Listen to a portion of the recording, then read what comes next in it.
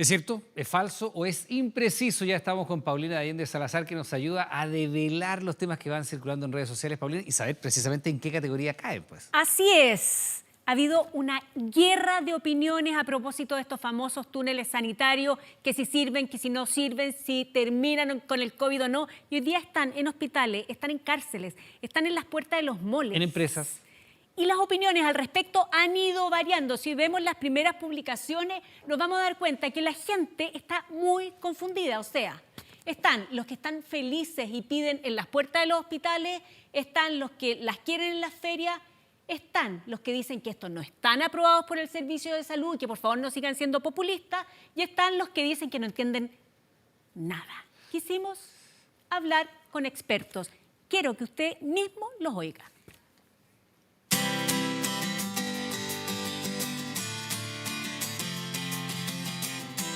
En redes sociales las dudas respecto de los túneles sanitizadores son amplias. ¿Son seguros o no para la salud? ¿Están o no permitidos por la autoridad? Nos da la impresión de que existen riesgos verdaderos para la salud en su uso. Los líquidos que se están utilizando no están autorizados para ser usados para ponerlos encima de las personas. ¿Siente que esto lo protege? Me da como tranquilidad. ¿Te sientes más seguro? Sí, principalmente de contagiar. No existe algo que apoye científicamente de que esto vaya a ser útil para prevenir esta enfermedad. Pero lo cierto es que estos túneles sanitarios con los productos adecuados efectivamente pueden sacar los virus, por ejemplo, de la ropa, de los zapatos, ¿y eso no es un aporte? Muchos, incluso de los desinfectantes que se están utilizando, son para superficies no porosas, con lo cual además estaríamos dándole una falsa seguridad a la gente que incluso puede creer que la ropa pudiera ser desinfectada. ¿Qué prefiere usted, dejarlo o sacarlo? Si yo le daño la mascarilla a la persona, si yo hago que la persona tenga una lesión ocular, si yo hago que la persona al final tenga una reacción alérgica, prefiero no limpiarle los zapatos y que se los saque cuando llegue a su casa, que en definitiva darle todos estos riesgos para no obtener un beneficio. Según este documento, que es un ordinario número 1313 de la Subsecretaría de Salud Pública a las Secretarías Regionales Ministeriales de Salud del país, dice: la autoridad sanitaria no debe aprobar ni aceptar proyectos de sistemas que utilicen desinfectantes para ser aplicados a las personas. Nosotros venimos a preguntar a la Seremi si ha hecho fiscalización, si ha visto cuáles son los líquidos que tiran estos túneles o no. Y déjeme decirle, Iván, que en este caso la Seremi no quiso dar una opinión oficial. Sin embargo, nosotros reporteamos, hablamos con distintas fuentes del organismo y podríamos dar fe que hasta ahora no han habido fiscalizaciones en la región metropolitana. Ya, pero por lo que entendí de lo que dicen los expertos, que te da una cierta sensación falsa de seguridad, porque te puede ayudar a limpiar, pero no con certeza te vaya a eliminar todos los rastros de un virus. Claro, porque como no están siendo fiscalizados, no sabemos los distintos tipos de sustancias que usan. Y como no están siendo aprobados para el uso en persona, los riesgos pueden ser mayores. Y hay algo que es muy, muy importante y que a mí me llamó la atención. Estas mascarillas quirúrgicas, que son lejos las más eficientes, si tú estás con COVID pero no tienes síntomas y tú humedeces con ese líquido al pasar, tu barrera de protección disminuye absolutamente, transformándote en alguien que puede contagiar y contagiarse. Espérate, o sea, y eso de acuerdo sí es de con riesgo. ese criterio, si tú eres asintomático COVID, que es el 75% de los casos, y vas con tu mascarilla, pasas por el túnel, Se te humedece y pierde eficacia sí o sí, así lo dijeron todos los expertos, así que por lo menos cuídese, evite mojarla, no sienta que pasando por el túnel está absolutamente seguro. ya, es, diríamos, incierto. A ver, las dudas de la gente existen, pero aquí los expertos aseguran que no son tan confiables. Perfecto. ¿Vamos a la segunda? Vamos.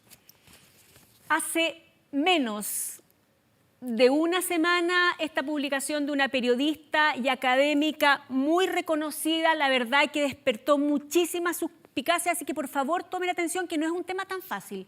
Alejandra Matus dijo claramente que ella habla de una aguda diferencia de fallecimientos en Chile entre marzo del 2019 y marzo del 2020. Dice: 932 decesos de diferencia. Es el mayor salto de la década, solo comparable con el periodo del terremoto. A ver, pero este es un hilo en Twitter, porque no era un tuit aislado, era un hilo donde... Ese es el primero. Comienza con eso, después hay una interacción con otros usuarios, y en la práctica lo que uno podía deducir de estos Twitter es que habría una cifra de muertos que no estaban siendo comunicados entre los muertos por coronavirus y que no tiene una explicación.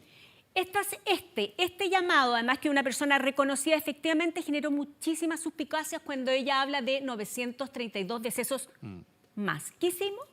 Hablamos con Alejandra Matus, tratamos de entender cuáles eran sus dudas y nos fuimos al registro civil, donde manejan los datos. Ponga atención, que no es tan fácil de entender, pero es vital. Véalo.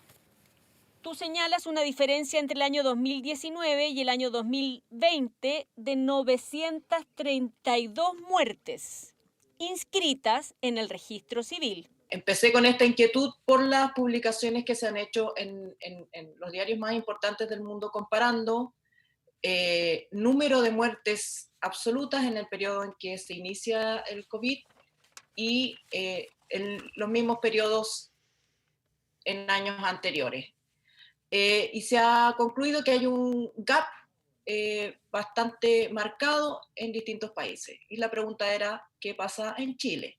Las dudas planteadas en redes sociales respecto a la cantidad de muertos durante este año ya están planteadas. Lo que vamos a intentar hacer es hablar con el registro civil a ver si encontramos alguna explicación. Hay una importante diferencia de fallecimientos en Chile entre marzo del 2019 y marzo del 2020. Se observa una diferencia, efectivamente, pero esa diferencia no implica llegar a la conclusión de que se trata de personas fallecidas. Lo que entrega el registro civil son las inscripciones de defunciones y no son cifras comparables. El día exacto en que muere una persona y la fecha en que se registra esa muerte son dos datos distintos. Son distintos, no tienen la misma fecha y todos los sistemas del registro civil están basados en la fecha de la inscripción. ¿Cómo se explican las diferencias entre muertes inscritas y ocurridas? Por ejemplo, marzo del 2020 hay 8.782 muertes registradas, pero las ocurridas son menos, 8.319. Existen diferencias porque las personas reciben el certificado médico de defunción y tienen 3 días corridos para llevarlos al registro civil. Eso en el mejor de los casos. Dificultades administrativas que pueda tener el registro civil de operación o el servicio médico legal pueden producir modificaciones en el número de inscripciones, ya sea más o ya sea menos en relación con las muertes ocurridas. Entonces, a la pregunta, Iván, de si hubo comparando marzo del 2019 con marzo del 2020 un aumento de muertos agudo, la respuesta es claramente, y lo digo tajantemente, es imprecisa. ¿Por qué? Porque sí hubo un aumento de más de 900 muertes inscritas, pero eso no es necesariamente lo mismo de que hayan muerto esa cantidad de personas. ¿Por qué?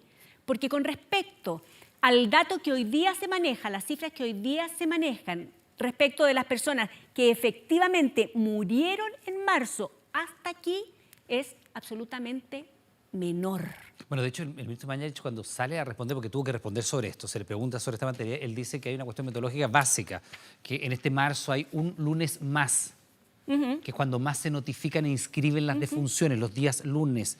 Y de hecho, si uno lo amplía, él lo dice, a 7 semanas para comparables 2020 con 2019, marzo incluido, la variación era bastante mínima, ¿no? No estos 932 que aparecen tan disparados que uno dice, bueno, acá pasa algo con la cifra. Lo que pasa es que aquí se están confundiendo aparentemente información. O sea, hay un error metodológico en lo que señala el programa. Claro, aquí hay una fecha de defunción. Tú te mueres un día y esa es tu fecha de defunción. Distinto es cuando se informa, cuando se inscribe. Tú tienes que, dentro de los próximos 3 días, inscribirlo. Esa es otra fecha. No podemos confundir. Por lo tanto, dentro de los 3 días es lo ideal. ¿Por qué? Porque si hay una muerte violenta, el cuerpo está en el SML y se demora más en ser inscrito. Hay millones de motivos por los cuales se puede demorar más en ser inscrito. Entonces, por ejemplo, tú puedes morir en febrero, sin embargo, vas a estar registrado en Claro, si mueres el marzo. 27, 28 de febrero, podrías eventualmente estar registrado en marzo. Claro, entonces no podemos hablar de las de las cifras de inscritos, de muertes inscritas, como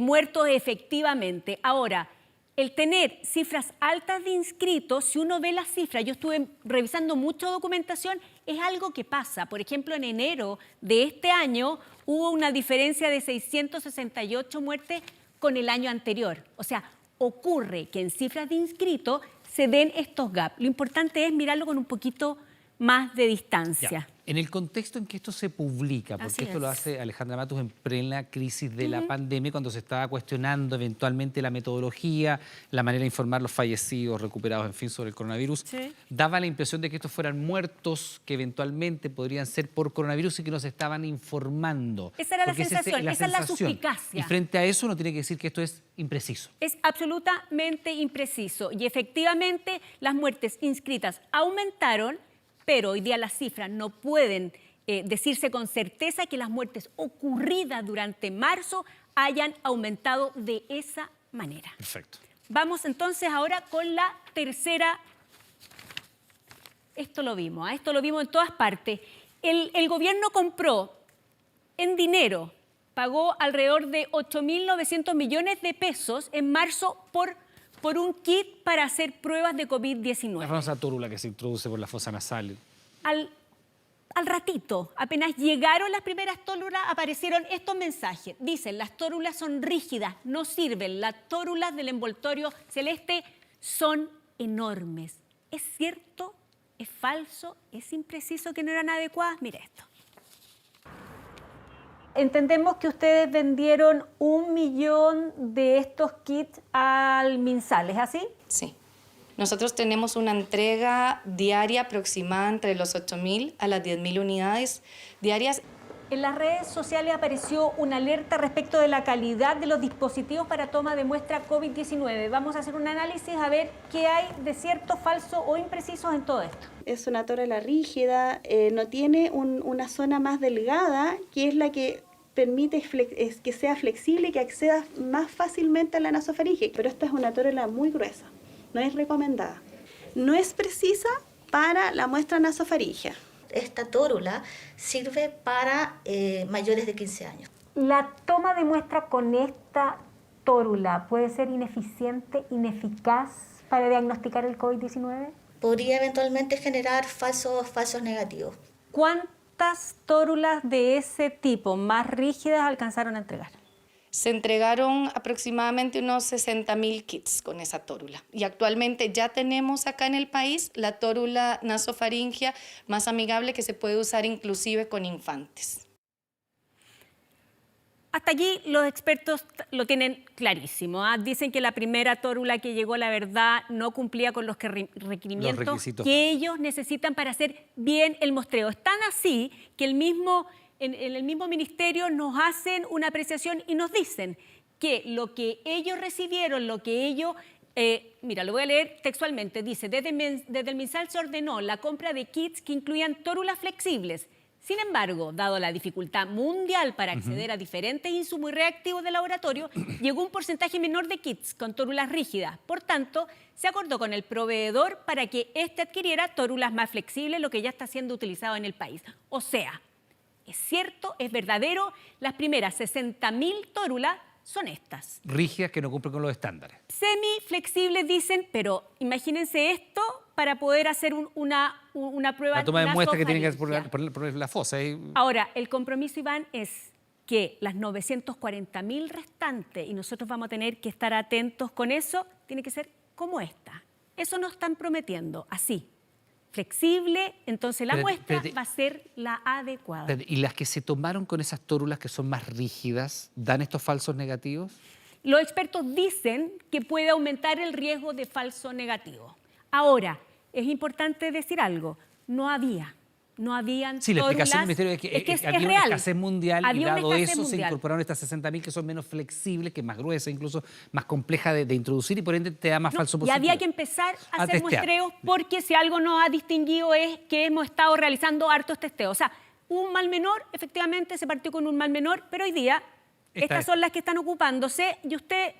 pida que sean eso te iba a decir, si el paciente va y que le hagan el examen, puede también decir, oye, pero esa es la tórula que no funciona, que no sirve, que da más falso negativo. Ahora, Esta en adultos funciona mejor. Ya. Sobre todo en niños, esto es absolutamente exigible. Ya, perfecto. Así que... Entonces eso era verdadero. La tórula primero era... Las primeras que no llegaron, cumplían 60.000, no son las mejores que podríamos haber usado. Perfecto. Eso Paulina, es todo, como siempre, un gusto por saber si era verdadero, falso o impreciso. Buenas noches. Buenas noches.